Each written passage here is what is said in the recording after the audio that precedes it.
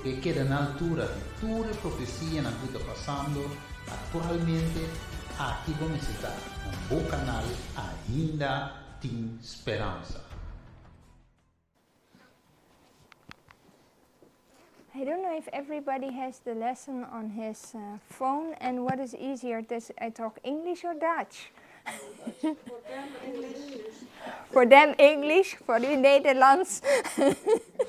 Oké, hoeveel mensen kunnen het beter volgen in het Nederlands? Oh, that's the majority. Dan moet u toch vertalen in het Spaans, ben ik bang. Nee, je kan gewoon voor hun vertalen. Dat lijkt me dan het beste.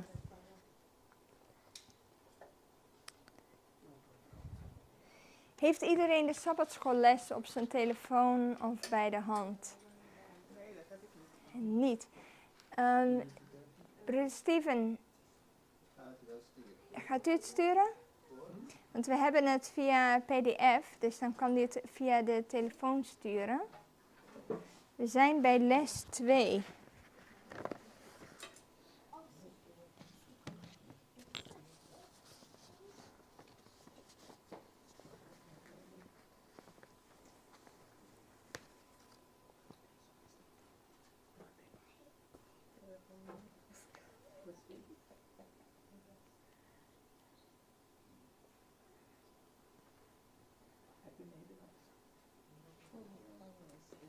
Je hebt het in het papiaments en het is in het Engels. Wie heeft hem ook nog meer nodig? Heeft u gestuurd? Ja? En voor haar ook?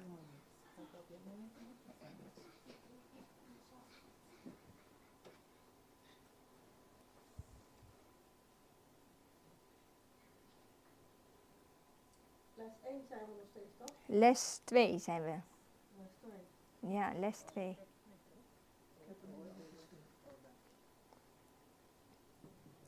Het onderwerp van deze les is de 2 soorten wijn. En het borduurt verder op de eerste engelboodschap. Steven, kan je voor mij sturen? Ik heb les 2 niet.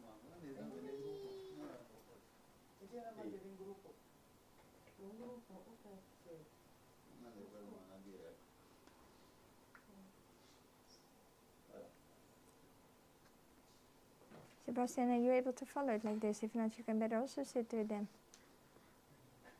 Yeah? Okay.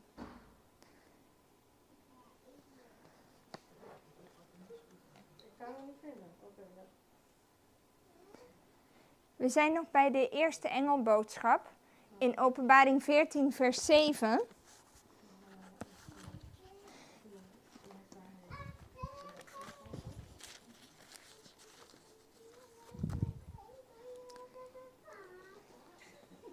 Als we kijken in vers 7, daar staat: en hij zei met een luide stem: vrees God en geef hem eer, want het uur van zijn oordeel is gekomen. En aanbid hem die de hemel, de aarde, de zee en de waterbronnen gemaakt heeft. En het punt waar we hier zijn is: vrees God en geef hem eer.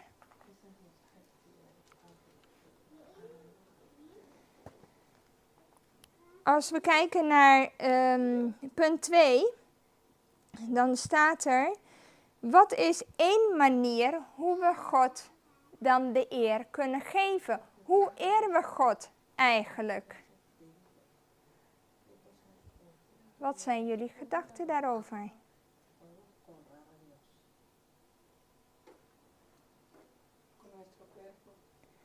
Ja, we eren God onder andere met ons lichaam. Ja? Als wij niet kunnen functioneren, dan heb je ook een hele andere uitstraling, nietwaar? Dus als we kijken, en dat is wat we vinden in 1 Korintiërs 10 vers 31. 1 Korintiërs 10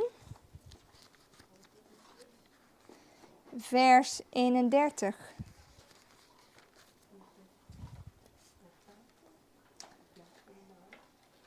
Heeft iemand dit vers? Wie wil het voorlezen? Heb Ja? Ja, dat geeft niet. Lees maar. Asina anto, seya kuboso ta come of baby, of ti kuboso ta hasi tu, pa e gloria di Dios. Ja, dus of je nou eet of drinkt of wat je ook doet, maakt eigenlijk niet uit. Maar doe alles tot eer van God. Dus de vraag die we ons dan moeten stellen is, eren wij God dan met datgene wat we eten en drinken? En hoe kunnen we dat doen? En wat is dan deel van dat eren van God? Dat is dan de vraag die we moeten stellen. Nou kwam ik bij punt 4 dit tegen in de Sabbatschoolles. We kunnen het in ieder geval even samen...